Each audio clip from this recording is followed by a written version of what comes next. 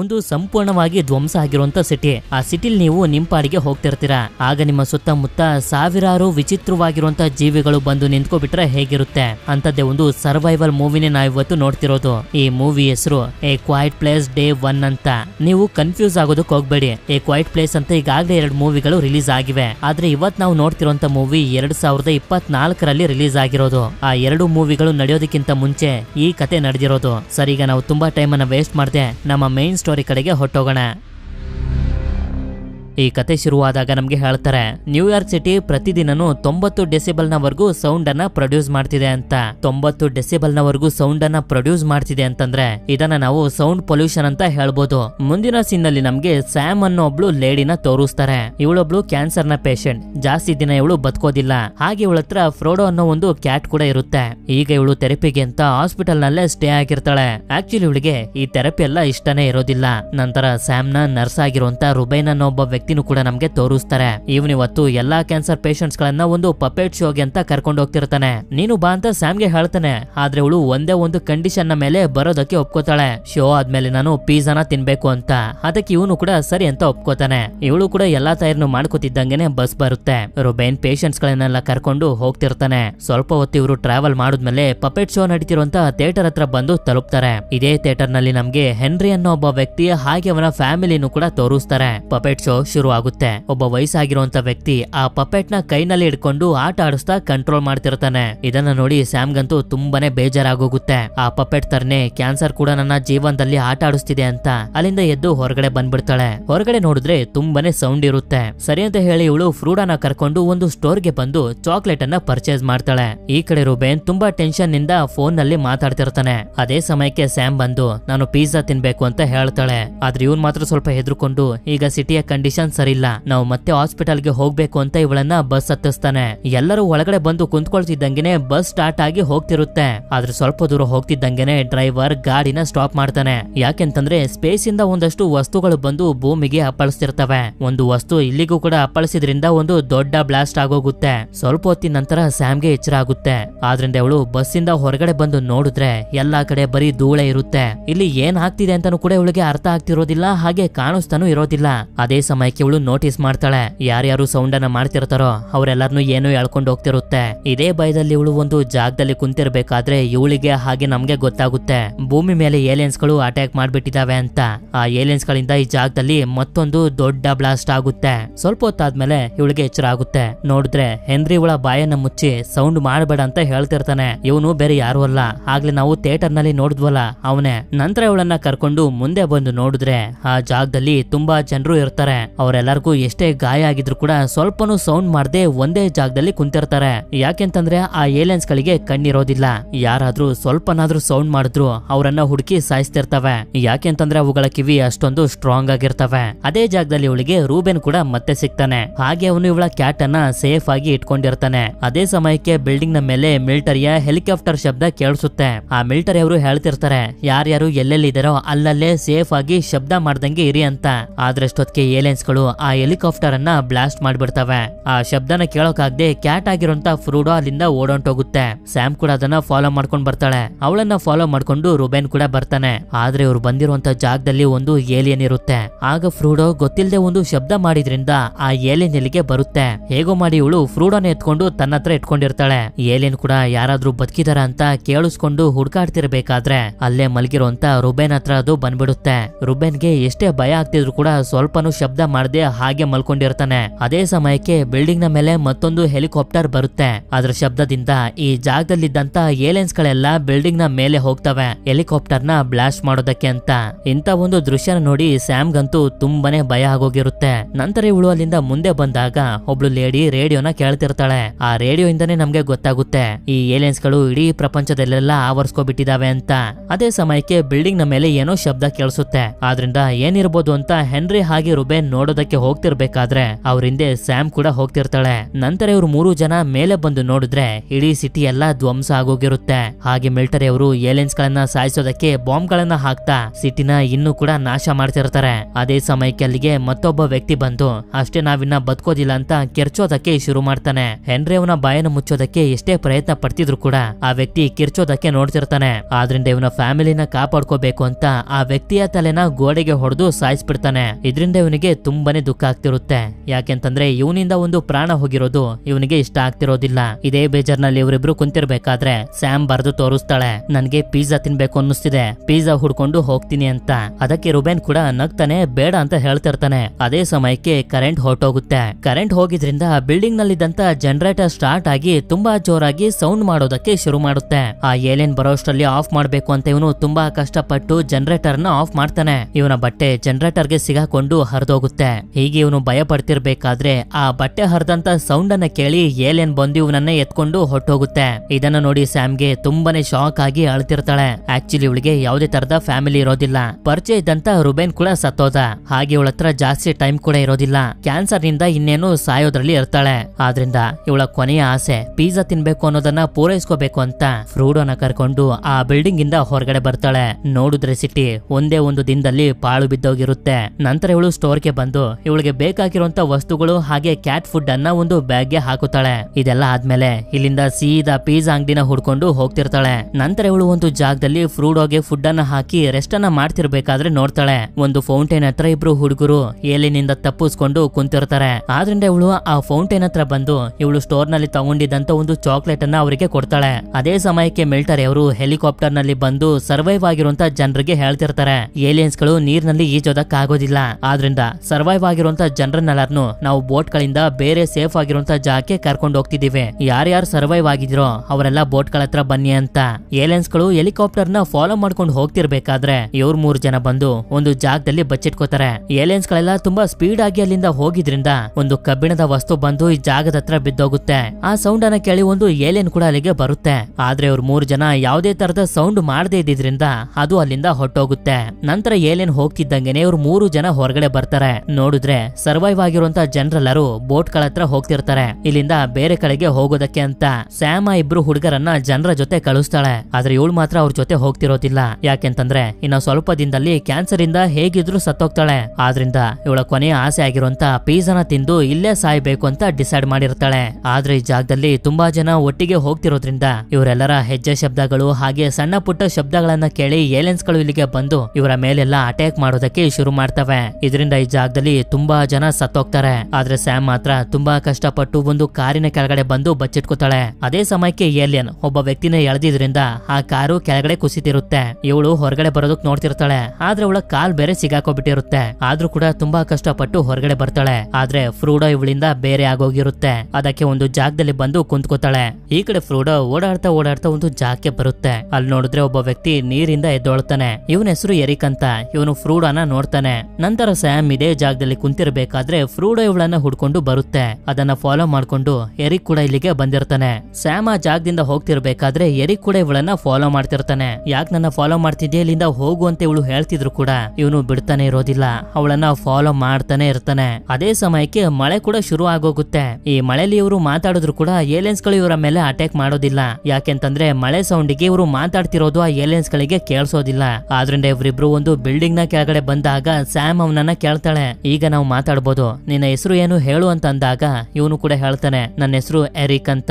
ಸರಿ ಆಯ್ತು, ಎಲ್ರು ಬೋಟ್ ಹತ್ರ ಹೋಗಿದ್ದಾರೆ, ನೀನು ಕೂಡ ಅಲ್ಲೇ ಹೋಗು, ನಿನ್ನ ಜೀವ ಉಳಿಯುತ್ತೆ ಅಂತ ಇವಳು ಹೇಳ್ತಾಳೆ. ಆದ್ರೆ ಇವನು ಮಾತ್ರ ತುಂಬಾನೇ ಹೆದ್ರುಕೊಂಡು ಹೇಳ್ತಾನೆ, ಬೋಟ್ ಇರುವಂತ ಜಾಗಕ್ಕೆ ಹೇಗ್ ಹೋಗ್ಬೇಕು ಅಂತ ನನಗೆ ಗೊತ್ತಿಲ್ಲ, ನನಗೆ ತುಂಬಾನೇ ಭಯ ಆಗ್ತಿದೆ ಅಂತ. ಇವನ ಮುಗ್ಧತೆನ ನೋಡಿ ಇನ್ನೇನ್ ಮಾಡುದು ಅಂತ ಜೊತೆಲೆ ಕರ್ಕೊಂಡು ಹೋಗ್ತಾಳೆ.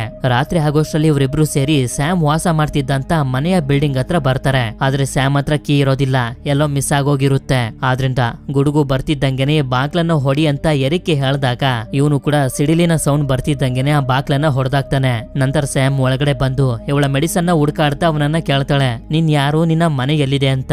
ನಾನು ಇಂಗ್ಲೆಂಡ್ ಇಂದ ಎಜುಕೇಶನ್ ನ ಕಂಪ್ಲೀಟ್ ಮಾಡೋದಕ್ಕಷ್ಟೇ ಇಲ್ಲಿಗೆ ಬಂದಿರೋದು, ಈ ಸಿಟಿಲ್ ನನಗೆ ಯಾರು ಕೂಡ ಗೊತ್ತಿಲ್ಲ ಅಂತ ಎರಿಕ್ ಹೇಳ್ತಾನೆ. ಹೀಗೆ ಇವರಿಬ್ರು ಫ್ರೆಂಡ್ಸ್ ನ ರೀತಿ ಮಾತಾಡ್ತಿರ್ಬೇಕಾದ್ರೆ ಇವನ್ಗೂ ಕೂಡ ಗೊತ್ತಾಗೋಗುತ್ತೆ ಸ್ಯಾಮ್ಗೆ ಒಂದು ಕ್ಯಾನ್ಸರ್ ಇದೆ, ಇವಳು ಹೆಚ್ಚು ದಿನ ಬದುಕೋದಿಲ್ಲ. ಆದ್ರಿಂದಾನೆ ಎಲ್ರ ಜೊತೆ ಬೋಟ್ ನಲ್ಲಿ ಹೋಗದೆ ಇವಳು ಪಿಜ್ಜಾ ತಿನ್ನೋದಕ್ಕೆ ಪಿಜ್ಜಾ ಅಂಗಡಿನ ಹುಡ್ಕೊಂಡು ಹೋಗ್ತಿದ್ದಾಳೆ ಅಂತ. ಈ ವಿಷಯ ಇವನಿಗೆ ಗೊತ್ತಾಗಿ ತುಂಬಾನೇ ದುಃಖ ಆಗುತ್ತೆ. ಒಂಟಿ ಹೆಣ್ಣು ಈ ತರ ಕಾಯಿಲೆ ಜೊತೆ ಹೇಗ್ ಜೀವನನ ಮಾಡ್ತಿರ್ಬೋದು ಅಂತ. ಆದ್ರಿಂದ ಇವನು ಡಿಸೈಡ್ ಮಾಡ್ತಾನೆ ಬೋಟ್ ಹತ್ರ ಹೋಗೋದಕ್ಕಿಂತ ಮುಂಚೆ ಇವಳಿಗೆ ಪಿಜ್ಜಾನ ತಿನ್ಸಿ ಹೋಗ್ಬೇಕು ಅಂತ. ಮಾರನೇ ದಿನ ಸ್ಯಾಮ್ ಎದ್ದಾಗ ಒಂದು ಏಲಿಯನ್ ಇವಳ ಮೇಲೆ ಅಟ್ಯಾಕ್ ಮಾಡೋ ರೀತಿ ಇವಳಿಗೆ ಅನ್ಸುತ್ತೆ. ಆದ್ರೆ ಅದೊಂದು ಕನ್ಸಷ್ಟೇ. ಎರಿಕ್ ಇನ್ನೂ ಕೂಡ ಮಲಗೆ ಇರ್ತಾನೆ. ಆದ್ರಿಂದ ಇವಳು ರೆಡಿ ಆಗಿ ಅವನಿಗೆ ಹೇಳ್ದೇನೆ ಫ್ರೂಡೋನ ಕರ್ಕೊಂಡು ಪಿಜ್ಜಾ ಶಾಪ್ ಅನ್ನ ಹುಡ್ಕೊಂಡು ಹೋಗೋದಕ್ಕೆ ಶುರು ಮಾಡ್ತಾಳೆ. ಯಾಕೆಂತಂದ್ರೆ ಎರಿಕ್ ಏನಾದ್ರೂ ನನ್ ಜೊತೆ ಬಂದ್ರೆ ಅವ್ನ್ ಪ್ರಾಣಕ್ಕೆ ಅಪಾಯ ಆಗ್ಬೋದು ಅಂತ ಈ ರೀತಿ ಮಾಡ್ತಾಳೆ. ಹೀಗೆ ಇವಳು ಹೋಗ್ತಿರ್ಬೇಕಾದ್ರೆ ಒಂದು ಜಾಗದಲ್ಲಿ ತುಂಬಾ ಬುಕ್ಗಳೆಲ್ಲ ಬಿದ್ದಿರ್ತವೆ. ಅದ್ರಲ್ಲಿ ಒಂದು ಬುಕ್ ಅನ್ನ ನೋಡ್ತಿರ್ಬೇಕಾದ್ರೆ ಇವಳ ಹಿಂದೆ ಯಾರೋ ಇದಾರೆ ಅಂತ ಇವಳಿಗೆ ಅನ್ಸುತ್ತೆ. ಹಿಂದೆ ತಿರುಗಿ ನೋಡಿದಾಗ್ಲೇ ಇವಳಿಗೆ ಗೊತ್ತಾಗೋದು ಎರಿಕ್ ಕೂಡ ಇವಳನ್ನ ಫಾಲೋ ಮಾಡ್ತಿದ್ದಾನೆ ಅಂತ. ಸ್ಯಾಮ್ ನ ಮನೇಲಿ ಇವನಿಗೆ ಸ್ಯಾಮ್ ನ ಡೈರಿ ಸಿಕ್ಕಿರುತ್ತೆ. ಅದನ್ನ ಇವನು ಇವಳಿಗೆ ಕೊಡ್ತಾನೆ. ಸರಿ ಅಂತ ಇವರಿಬ್ರು ಹೋಗೋದಕ್ಕೆ ರೆಡಿ ಆಗ್ತಿರ್ಬೇಕಾದ್ರೇನೆ ಬುಕ್ ಬಿದ್ದು ಸೌಂಡ್ ಆಗೋಗುತ್ತೆ. ಆ ಸೌಂಡ್ ಬರ್ತಿದ್ದಂಗೆನೆ ಸುತ್ತಮುತ್ತ ಇದ್ದಂತ ಏಲಿಯನ್ಸ್ ಗಳೆಲ್ಲ ಇವರನ್ನ ಆವರಿಸ್ಕೊಬಿಡ್ತವೆ. ಆದ್ರಿಂದ ಇವರು ಅಲ್ಲೇ ಇದ್ದಂತ ಒಂದು ಬಿಲ್ಡಿಂಗ್ ನ ಒಳಗಡೆ ಹೋಗೋದಕ್ಕೆ ಟ್ರೈ ಮಾಡ್ತಿರ್ತಾರೆ. ಆದ್ರೆ ಬಾಗ್ಲಿಗೆ ಒಂದು ಬ್ಯಾಗ್ ಸಿಗಾಕೋಬಿಟ್ಟಿರುತ್ತೆ. ಹೇಗೋ ಮಾಡಿ ಡೋರ್ ಅನ್ನ ತೆಗಿತಾರೆ. ಆದ್ರೆ ಬ್ಯಾಗ್ ಬಿದ್ದು ಮತ್ತೊಂದ್ಸಲ ಸೌಂಡ್ ಆಗೋಗುತ್ತೆ. ಆ ಸೌಂಡ್ ಇಂದ ಏಲಿಯನ್ಸ್ ಗಳಿಗೆ ಇವರು ಇಲ್ಲೇ ಇದ್ದಾರೆ ಅಂತ ಕನ್ಫರ್ಮ್ ಆಗಿ ಬಿಲ್ಡಿಂಗ್ ನ ಒಳಗಡೆ ಬಂದು ಇವರನ್ನ ಫಾಲೋ ಮಾಡೋದಕ್ಕೆ ಶುರು ಮಾಡ್ತವೆ. ಆ ಏಲಿಯನ್ಸ್ ಗಳಿಂದ ಎಲ್ಲ ತಪ್ಪಿಸ್ಕೊಂಡು ಇವರು ಬಿಲ್ಡಿಂಗ್ ಇಂದ ಹೊರಗಡೆ ಬಂದು ಅವುಗಳನ್ನೆಲ್ಲ ಡಿಸ್ಟ್ರಾಕ್ಟ್ ಮಾಡ್ತಾ ರೈಲ್ವೆ ಸ್ಟೇಷನ್ ನ ಒಳಗಡೆ ಬಂದ್ಬಿಡ್ತಾರೆ. ಇಲ್ಲಿ ಯಾವ್ದಾದ್ರು ಏಲಿಯನ್ಸ್ ಗಳಿದ್ರೆ ಏನ್ ಮಾಡೋದು ಅಂತ ತುಂಬಾ ಹೆದರ್ಕೊಂಡೆ ಇವರು ಹೋಗ್ತಿರ್ತಾರೆ. ಅದೇ ತರನೇ ಸ್ವಲ್ಪ ಮುಂದೆ ಬಂದು ನೋಡಿದ್ರೆ ಅಲ್ಲೊಂದು ಏಲಿಯನ್ ಇರುತ್ತೆ. ಅದಕ್ಕೆ ಇವರು ಸ್ವಲ್ಪನೂ ಕೂಡ ಸದ್ ಮಾಡದೆ ಅಲ್ಲಿಂದ ರೈಲ್ವೆ ಟ್ರ್ಯಾಕ್ ಹತ್ರ ಬಂದು ನೋಡಿದ್ರೆ ರೈಲ್ವೆ ಟ್ರ್ಯಾಕ್ ಇರುವಂತ ಜಾಗದಲ್ಲೆಲ್ಲ ನೀರ್ ತುಂಬ್ಕೊಬಿಟ್ಟಿರುತ್ತೆ. ಈಗ ನಮ್ಮ ಹತ್ರ ಇದೊಂದೇ ದಾರಿ ಇರೋದು ಅಂತ ಇವರಿಬ್ರು ನೀರಿನ ಒಳಗಡೆ ಇಳಿದು ಅಲ್ಲಿಂದ ಮುಂದೆ ಹೋಗೋದಕ್ಕೆ ಶುರು ಮಾಡ್ತಾರೆ. ಹೀಗೆ ಇವರು ನೀರಿನ ಒಳಗಡೆ ಸಾಕ್ತಾ ಸ್ವಲ್ಪ ಮುಂದೆ ಬಂದು ಮೇಲೆ ನೋಡಿದ್ರೆ ಇಲ್ಲೂ ಕೂಡ ಒಂದು ಏಲಿಯನ್ ಇರುತ್ತೆ. ಆದ್ರಿಂದ ಎಷ್ಟಾಗುತ್ತೋ ಅಷ್ಟು ತುಂಬಾನೇ ನಿಧಾನವಾಗಿ ಮುಂದೆ ಹೋಗ್ತಿರ್ತಾರೆ. ಆದ್ರೆ ಅದೇ ಸಮಯಕ್ಕೆ ಇವನಿಗೆ ಪ್ಯಾನಿಕ್ ಅಟ್ಯಾಕ್ ಆಗ್ಬಿಡುತ್ತೆ. ಆಗ ಏಲಿಯನ್ಗೆ ಇವರ ಸ್ವಲ್ಪ ಸೌಂಡ್ ಕೇಳಿಸ್ಬಿಡುತ್ತೆ. ಸ್ಯಾಮ್ ಇವನಿಗೆ ಸಮಾಧಾನ ಮಾಡ್ತಿರ್ತಾಳೆ. ಆದ್ರೆ ಅಷ್ಟೊತ್ತಿಗೆ ಏಲಿಯನ್ಗೆ ಗೊತ್ತಾಗ್ಬಿಡುತ್ತೆ ಇವರಿಬ್ರು ಇಲ್ಲಿದ್ದಾರೆ ಅಂತ. ಅದಕ್ಕೆ ಅದು ಇವರಿಬ್ರನ್ನ ಬಿಡ್ದಂಗೆ ಫಾಲೋ ಮಾಡೋದಕ್ಕೆ ಶುರು ಮಾಡುತ್ತೆ. ಇವರಿಬ್ರು ಕೂಡ ಅದರಿಂದ ತಪ್ಪಿಸ್ಕೊಳ್ತಾ ನೀರಿನ ಒಳಗಡೆ ಮುಳುಗ್ ಬಿಡ್ತಾರೆ. ಅದೇ ರೀತಿ ಏಲಿಯನ್ ಕೂಡ ನೀರಿನ ಒಳಗಡೆ ಬಂದು ಇವರನ್ನ ಫಾಲೋ ಮಾಡೋದಕ್ಕೆ ಶುರು ಮಾಡಿದಾಗ ನೀರಿನ ಒಳಗಡೆ ಎಂಟರ್ ಆಗಿ ಸ್ವಲ್ಪ ಸೆಕೆಂಡ್ ಗಳಾಗ್ತಿದ್ದಂಗೆನೆ ಏಲಿಯನ್ ಸತ್ತೋಗುತ್ತೆ. ಯಾಕೆಂತಂದ್ರೆ ನೀರಿನ ಒಳಗಡೆ ಸ್ವಲ್ಪನೂ ಕೂಡ ಉಸಿರಾಡೋದಕ್ಕೆ ಇವುಗಳಿಗೆ ಆಗೋದಿಲ್ಲ. ಅದೇ ಸಮಯಕ್ಕೆ ಮೇಲೆ ಬೆಳಕ್ ಬರ್ತಿರೋದು ಇವರಿಗೆ ಕಾಣಿಸುತ್ತೆ. ಆದ್ರಿಂದ ಮೇಲ್ ಬರ್ತಾರೆ. ಫ್ರೂಡೋಗೂ ಕೂಡ ಏನು ಆಗಿರೋದಿಲ್ಲ, ಸೇಫ್ ಆಗಿರುತ್ತೆ. ಯಾವಾಗ ಇವರು ಆ ಹೋಲಿಂದ ಮೇಲೆ ಬರ್ತಾರೋ ಆಗ್ಲೇ ಇವರಿಗೆ ಗೊತ್ತಾಗೋದು ಇದೊಂದು ಚರ್ಚ್ ಅಂತ. ನಂತರ ನಮ್ಗೆ ತೋರಿಸ್ತಾರೆ ಸ್ಯಾಮ್ ನ ಬಾಡಿಲಿರುವಂತ ಕ್ಯಾನ್ಸರ್ ಬೆಳಿತಿರೋದ್ರಿಂದ ಇವಳು ತುಂಬಾನೇ ವೀಕ್ ಆಗೋಗಿರ್ತಾಳೆ. ಮೆಡಿಸನ್ ತಗೊಳ್ಳೋಣ ಅಂತಂದ್ರೆ ಮೆಡಿಸನ್ ಕೂಡ ಇವಳ ಹತ್ರ ಇರೋದಿಲ್ಲ. ಆದ್ರಿಂದ ಎರಿಕ್ ಆ ಮೆಡಿಸನ್ ನಾನು ಹುಡ್ಕೊಂಡ್ ಬರ್ತೀನಿ ಅಂತ ಆ ಮೆಡಿಸನ್ ಹೆಸರನ್ನ ಬರ್ಸ್ಕೊತಾನೆ. ಇದಾದ್ಮೇಲೆ ಧ್ವಂಸ ಆಗಿರುವಂತ ಈ ಸಿಟಿಯ ಒಳಗಡೆ ಆ ಮೆಡಿಸನ್ ನ ಹುಡ್ಕೊಂಡು ಹೋಗ್ತಾನೆ. ಒಂದು ಜಾಗದಲ್ಲಿ ಇವನಿಗೆ ಮೆಡಿಕಲ್ ಕೂಡ ಸಿಕ್ಬಿಡುತ್ತೆ. ಆದ್ರಿಂದ ಅಲ್ಲೇ ಇದ್ದಂತ ಒಂದು ಟಾರ್ಚ್ ಅನ್ನ ತಗೊಂಡು ತುಂಬಾ ಭಯದಿಂದನೇ ಮೆಡಿಸನ್ ನ ಹುಡುಕ್ತಿರ್ತಾನೆ. ಅಕಸ್ಮಾತ್ ಏಲೇನ್ ಏನಾದ್ರೂ ಬಂದ್ಬಿಟ್ರೆ ಅಂತ.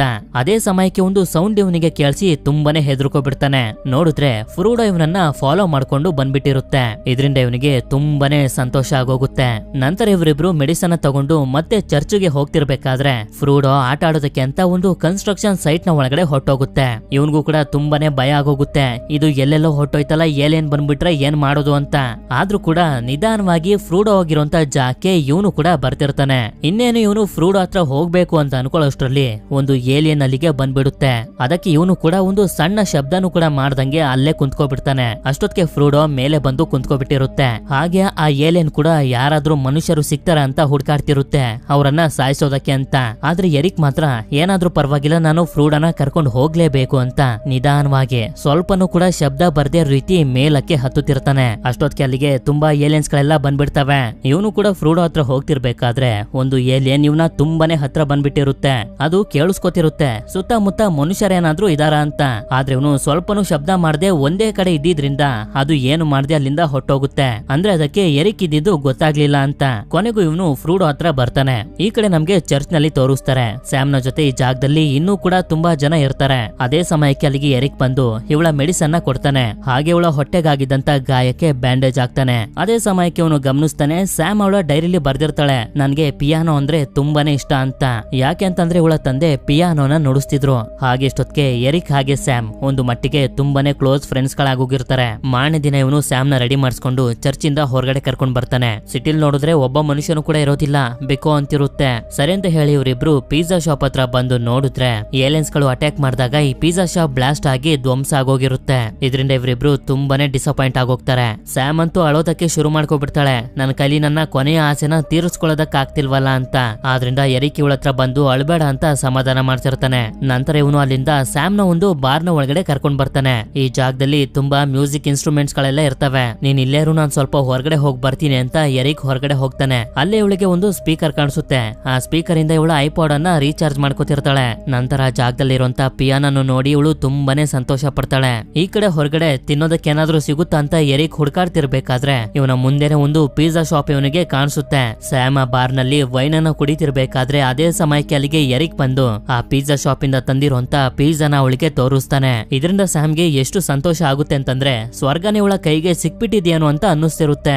ನಂತರ ಸ್ಯಾಮ್ ಅದನ್ನ ತಿಂತ ಇಬ್ರು ಕೂಡ ಎಂಜಾಯ್ ಮಾಡೋದಕ್ಕೆ ಶುರು ಮಾಡ್ತಾರೆ. ಹಾಗೆ ಫ್ರೂಡೋನು ಕೂಡ ಒಂದು ಪಿಜ್ಜಾ ಸ್ಲೈಸ್ ಅನ್ನ ತಗೊಳುತ್ತೆ. ಆಗ ಆ ಜಾಗದಲ್ಲಿ ಎರಿಕ್ಗೆ ಒಂದಷ್ಟು ಕಾರ್ಡ್ಸ್ ಗಳು ಸಿಗ್ತವೆ. ಆದ್ರಿಂದ ಇವನು ಆ ಕಾರ್ಡ್ಸ್ ಗಳನ್ನ ತಗೊಂಡು ಸ್ಯಾಮ್ ನ ಮೇಲ್ ಬರೋದಕ್ಕೆ ಹೇಳ್ತಾನೆ. ಸರಿ ಅಂತ ಹೇಳಿ ಇವಳು ಕೂಡ ಮೇಲ್ ಬರ್ತಾಳೆ. ನೋಡಿದ್ರೆ ಆ ಕಾರ್ಡ್ಸ್ ಗಳನ್ನ ಯೂಸ್ ಮಾಡ್ಕೊಂಡು ಇವನು ಮ್ಯಾಜಿಕ್ ಶೋನ ಮಾಡೋದಕ್ಕೆ ಟ್ರೈ ಮಾಡ್ತಿರ್ತಾನೆ. ಮೊದ್ಲು ಸ್ಯಾಮ್ಗೆ ಇವನ್ ಮೇಲೆ ನಂಬಿಕೆ ಬರೋದಿಲ್ಲ.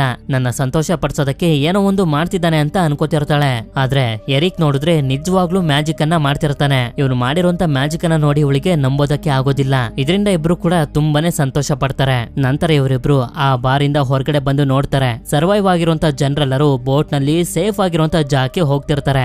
ಆದ್ರಿಂದ ಸ್ಯಾಮ್ ಅವಳ ಜಾಕೆಟ್ ಅನ್ನ ತೆಗೆದು ಎರಿಕ್ ಗೆ ಕೊಡ್ತಾಳೆ. ಆಕ್ಚುಲಿ ಇವಳು ಡಿಸೈಡ್ ಮಾಡ್ಬಿಟ್ಟಿರ್ತಾಳೆ, ನನ್ನ ಪ್ರಾಣನ ಒತ್ತೆ ಇಟ್ಟಾದ್ರೂ ಪರವಾಗಿಲ್ಲ, ಎರಿಕ್ ನ ಬೋಟ್ ನ ಒಳಗಡೆ ಕಳಿಸಿ ಇವನ ಪ್ರಾಣನ ಕಾಪಾಡಬೇಕು ಅಂತ.